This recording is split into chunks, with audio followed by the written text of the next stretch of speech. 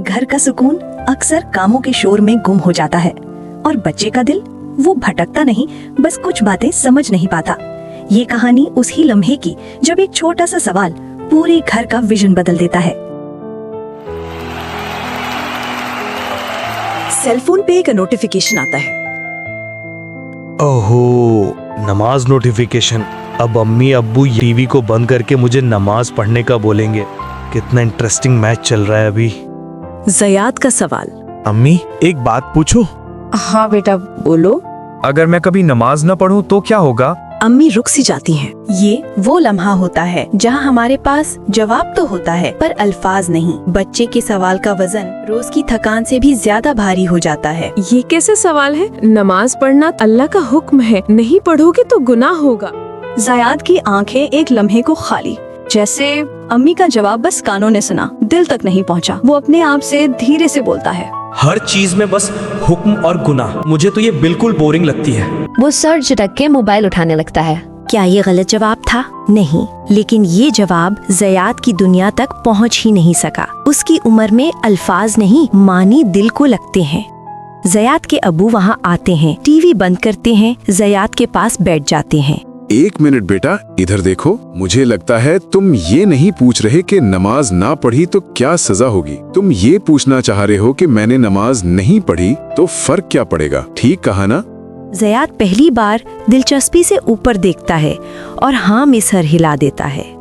यही वो कनेक्शन था जो बच्चे को रुक कर सुनने पर मजबूर करता है। बच्चे सजा के डर से नहीं, सच्चाई से जुड़ते हैं। चलो इस बात को यूं समझो कि तुम मुझे बताओ कि तुम्हारे दिल में क्या चल रहा है। स्कूल में कुछ अजीब हुआ, किसी के बिहेवियर ने तुम्हें हर्ट किया, या किसी दोस्त से झगड़ा, या कोई भी ऐसी बात जो अभी तक तुमने किसी को नहीं बताई।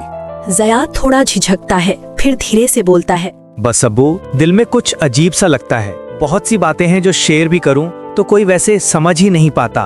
पता है बेटा, नमाज इसीलिए है, वो बातें जो हम लोगों को नहीं बता पाते, अल्लाह को सब बता सकते हैं। कुरान पाक में अल्लाह फरमाते हैं, अला बिज़िक्रिल्लाहि तत्मइन्नुल क़ुलूब, यानी दिल को सुकून अल्लाह के जिक्र से मिलता है, और नमाज वही जिक्र है। ज़याद की आंखों में पहली बार नरमी आती है। ये कोई फिलॉसफी नहीं थी, ये वो लम्हा था जब ज़याद ने नमाज को एक मजबूरी नहीं बल्कि जिंदगी का एक सहारा समझा, एक जगह, एक मौका जहां दिल को समझा जाता है। अम्मी और साद आकर बैठती हैं और ज़याद को बताते हैं, और आज एक राज की बात बताऊं बेटा, हम बड़े भी कभी कभी डेली वर्कलोड में थक से जाते हैं कि नमाज का वो दिल नहीं करता, लेकिन जब हम नमाज को पढ़ लेते हैं तो यूं लगता है जैसे अंदर से धूल सी झड़ गई हो, दिल बहुत हल्का हो जाता है। हाँ, नमाज कोई फैक्ट्री नहीं जो इंसान को जबरदस्ती अच्छा बना दे। ये जगह है जहाँ दिल ठीक होता है। नबी अकरम सल्लल्लाहु अलैहि वसल्लम ने फरमाया, नमाज मेरी आंखों की ठंडक है।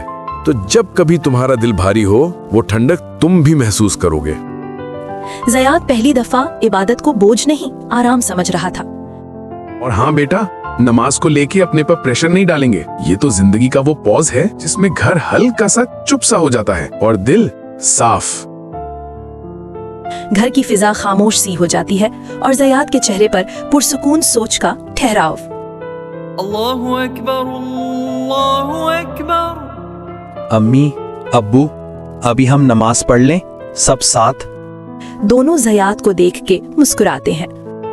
कभी कभी एक जवाब बच्चे को सिर्फ नई आदत या अदाब नहीं सिखाता, बल्कि उसके दिल में उसकी जगह बना देता है, और फिर बच्चे वो अमल किसी हुक्म से नहीं, खुद अपने खुलूस से, अपने दिल से उसे निभाते हैं। यही तो है दीन से असल कनेक्शन, और यही है असल नमाज।